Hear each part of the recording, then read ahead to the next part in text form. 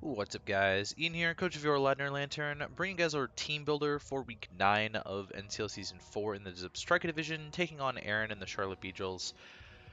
Their team consists of Kieran Black, Suicune, Roserade, Zoroark, Kofagrigus, Rhydon, Mega Beedrill, Florges, Skarmory, Alolan Raichu, and Emboar. Priority users in the Zoroark with Sucker Punch, and Emboar with Sucker Punch, and I believe that's it actually for priority. Hazard setting in the Roserade with Spikes, Kofagrigus with T-Spikes, Kofagrigus with T-Spikes as well. Rhydon with Rocks, Mega Beedrill with T-Spikes, and Skarmory with Rocks and Spikes. I think it's really likely that Skarmory is going to come for the Hazard Pressure, but it's interesting that there are 3 different T-Spike users on this team. Really frees up a lot of chip damage that Kieran Black needs to sort of secure KOs. Or chip damage that Emboar needs to secure KOs, so it's really balanced team, leaning more towards the defensive side though. Removal options, they have the Mega Beedrill with Defog, Florges with Defog, and Skarmory with Defog. Reliable defoggers in the Florges and the Skarmory.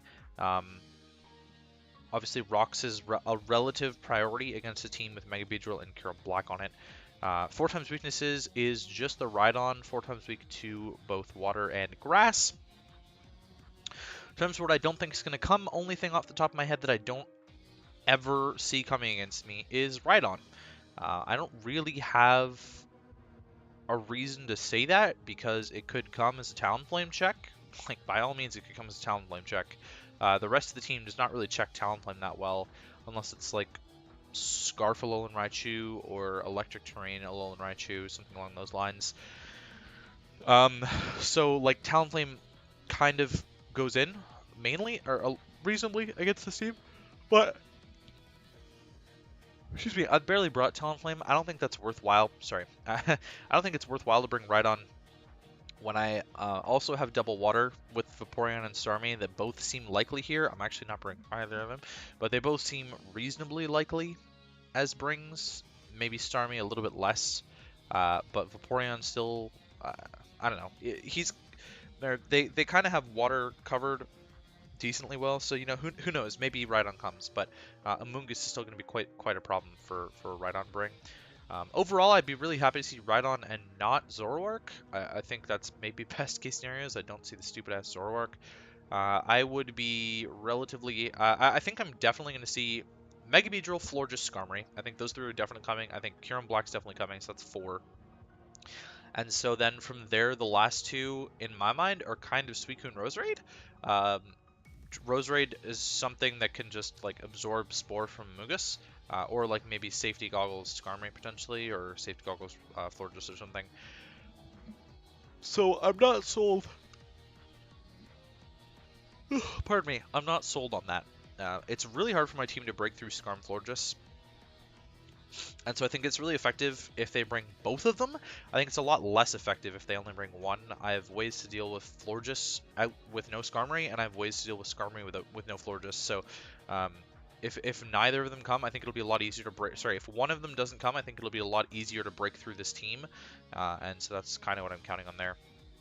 So starting with my side here, it's interesting. I normally start with my defensive Pokemon, but this I'm going with like easiest to explain to hardest to explain sets, and this Diancie set is kind of the easiest to explain. So first up, we are speed tying Alolan Raichu. Pardon me. Now, I mentioned it's really hard for me to break through some of the walls. Now, the way around that is to just run Sub Endeavor. Easy. And this is actually really effective against mons like Skarmory. That would... It can't really touch me without attacking me. So, you know, if he wants to kill me, by all means, right? If he wants to kill me, by all means, he can do that. They can do that. But I'm going to cripple the shit out of that Skarmory. I'm going to force it into a position where it's not going to be able to come in again. I've got Diamond Storm there for the Florges if I happen to be 1v1 in the Florges, or Calm Mind Suicune. I am hasty so that I get a little bit more damage out of that. And Moonblast for the other one. So in Skarmory's case, I'd probably click Moonblast. or most things really. Obviously it's fairly effective against a Kieran Black as well. If I'm behind a sub, I don't even need to Endeavor necessarily. It's still really good damage against a lot of stuff. It's a decent breaker against quite a few things, despite all the fairy resist on this team. It is dual poison. And their fighting type is neutral to fairy, so it's really only Kieran Black and Zoroark that are weak to it. Pardon the yawning. But it hits fairly effectively. So that's the DNC set. I'm not expecting it to like go ham and get a bunch of kills, but I am expecting it to be able to break for me, break down some of these walls. That would be very beneficial to my end game goal here. Rotom-Frost is next. I'm a Scarf Rotom-Frost. This is fairly easy pivots. Again, I don't really expect the Rhydon to show up, so Volt Switch is fairly free against a lot of this team. And the main ways to switch into the main ways this team has to switch into Volt Switch are like Kieran Black, Roserade, and like a Alolan Raichu in terms of defensive switch-ins to Volt Switch. What's really nice about Rotom-Frost is just Blizzard hits everything that would want to switch into Volt Switch essentially. Dragons, grass types, ground types, all covered by Blizzard. So it's pretty amazing and pretty unique. That's why I kind of continuously draft this Pokemon. I think I've sort of shown how good this Pokemon can actually be, especially when it's a tier 5 Pokemon. It's kind of ridiculous. So that's what's up with the Rotom. I'm outspeeding Kuhn with this. So if they're max speed Suicune, I can get away with this sort of thing. Really offensive Thunderbolt is gonna dent that thing quite hard, or I can just pivot into something else. I don't think I have phasing for it, but potentially have other options, which is something, that's for sure. So I've got Defog on here as well. They've got a lot of hazards, and I can avoid the spikes aspects. Rocks would obviously be kind of crippling. But at the very least I can avoid spikes, and it's kind of a free defog against certain Pokemon. So Florges, for example, is a relatively free defog. I'm not entirely sure what Kieran Black would do to me. It probably has to click a dragon move, and I'm not even sure that this Kieran Black is going to carry a dragon move. Because my dragon is 4 times weak to ice, I don't really see a reason for this thing to carry a dragon move at all. I think the Kieran Black's definitely going to have Earth Power. It's definitely going to have Fusion Bolt. And probably Ice Beam, if not Z Freeze Shock. It could just be Z Freeze Shock. I'm not entirely sure. But I think at least those 3 moves, potentially Roost, potentially Sub as the last move. Pardon me. Could also be HP Flying for the Buzzwole as the last move, or Iron Head, Flash Cannon, something for the Mega DNC outside of that, or potentially a Dragon move that'll also hit the Hoopa-Unbound. Who knows? Could be Rock Slide as well for the Talonflame. There's a lot of options at the last slot on the Kieran Black can run. But that's the Rotom-Frost. Next up is Garchomp. I'm bringing a Soft Sand variant with Earthquake, Dragon Claw, Fire Blast, and Swords Dance, so just a really offensive build. I'm not running Z-Chomp. Z-Chomp would be nice, but I'm actually Z-Talonflame, so we're not going to run the Z-Chomp this week. Soft Sand, obviously, like a lot of this team is weak to Earthquake. Without Skarmory around, the entire team gets hit neutrally or super effective by Earthquake, so because their grass type is Roserade. So it can be really effective if I can get rid of that Skarmory, especially with something like a Fire Blast on the Garchomp or other strategies that I have waiting in the back. I think I can deal with Skarmory relatively effectively. I've got covered, like obviously I've got my Rotom, I've got coverage on the Chomp, I've got coverage on my Hoopa, and I've got a Talonflame, so I think that the Skarmory shouldn't be too much of an issue, and it sort of frees up my Chomp to just like click Earthquake against a lot of stuff. I didn't want to be Yache Berry because Kieran Black's just going to kill me anyways, and I'm not keen on relying on like living HP Ice from mons like Alolan Raichu anyways, which could very easily just be choice specs. And I wanted to punish the Emboar a little bit, as well as doing damage to some other things here. So this is essentially my Emboar switch in, although DNC in regular form can kind of switch into Emboar as well, as long as they don't go for Superpower or Earthquake, I guess. That's kind of the idea behind the Chomp here. I'm running enough speed for something else. I'm running enough speed for Kieran Black, so there's no base 100s for me to outspeed on this team, which is similar with my team, actually. It's very similar with my team. So I'm just speed creeping the base 95, max attack, a little bit of HP. Oh, I forgot to mention Dragon Claw. Dragon Claw, I don't know why it's there, actually. Neutral damage. Dragon Claw has absolutely no place on the... Oh, maybe it's just to hit the Kieran Black better. I think that's the only reason I have Dragon Claw on here, is just to hit the Kieran Black a little bit better. So if it turns out to not be like a Scarf Cure in black, then at +2, Dragon Claw should be able to deal with it. I think that's kind of the idea behind it, because otherwise Earthquake should be my play against the rest of the team. So that Dragon Claw does seem kind of bad. I know I was considering Dragon Tail at one point for the Suicune, but I don't really want this to be my phaser. So I'm just going to leave it as is. I don't need another coverage move. Like Earthquake and Fire Blast is enough. It's honestly enough. I was debating a move to hit the Florges, but I opted out of it because I don't think it's relevant. So that's the Chomp. Talonflame's next. Z Talonflame, Fly Z Talonflame with Swords Dance, Flare Blitz, Brave Bird, and Roost. So this is another reason that Defog is important on the Rotom. I'm very certain that they're going to bring Rocks against me. Whether or not they set it is going to be based on seeing the Talonflame or not. Granted, I do think that the Skarmory is going to be the rocker because I don't think Rhydon's coming. And if Skarmory can't beat the Diancie and I can make sure that Rocks are never up, then I'm sitting pretty with the Talonflame later on in the game if I can get it in for free. I'm able to run Adamant max speed rather than Jolly at all because Adamant max speed still outspeeds Raichu, Alolan Raichu. And I can't, I'm not going to bother with trying to run Jolly for that and get more bulk out of it because I'm already max HP here. I don't really need the attack. I looked at some calcs and even with max attack, it's not really making that much of a difference.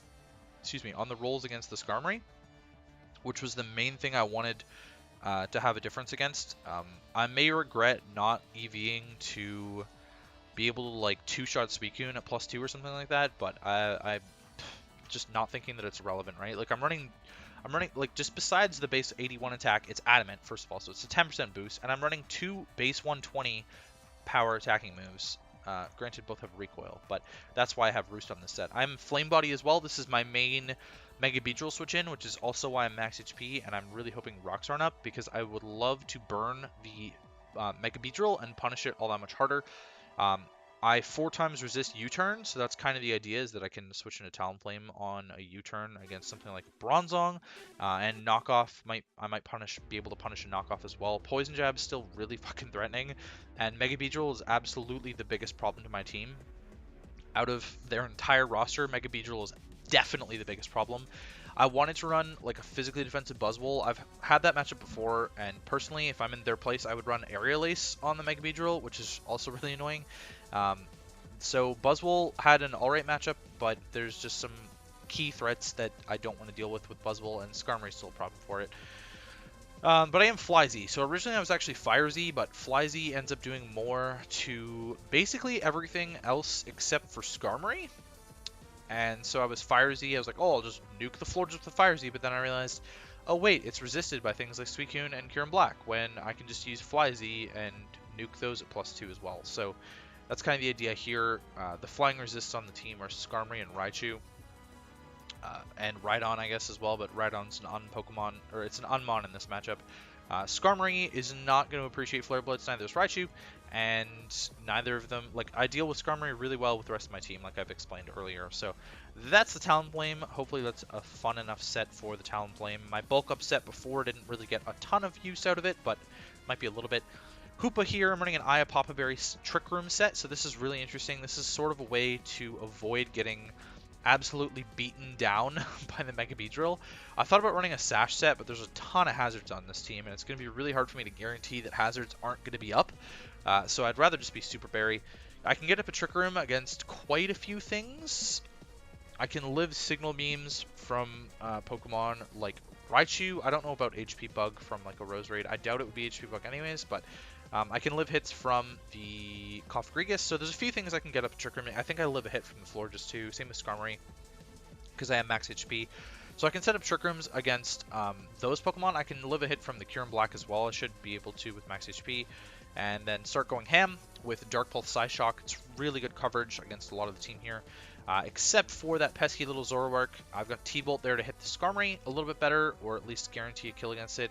It's there to hit the Suicune too. It's pretty much the only reason that I have T-Bolt over like a fighting move. And then Dark Pulse Psyshock should be able to run Fade against a lot of other things. I may be completely wrong with this Hoopa set, but I also might be completely right. So That's kind of the idea behind Hoopa. And then last but not least is my Bronzong. I'm running an Iron Ball Trick Bronzong. So the reason I'm running Iron Ball is not necessarily to make things slower than my Bronzong, although it's definitely powering up my Gyro Ball. Having my speed here, the idea is that the holder is grounded, right? So I figured I don't need to be, like, I know I'm Levitate anyways, but I don't need to worry about that. I don't need to worry about being grounded anyways, because Kyurem Black's just going to hit me with Earth Power.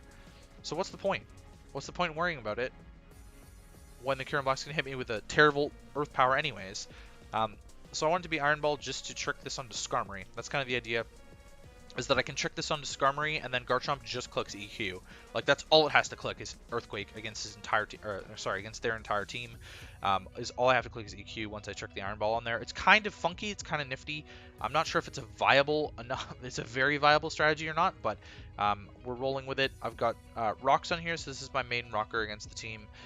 Again, like I said at the beginning, it's fairly important against Kyurem Black and Mega Beedrill.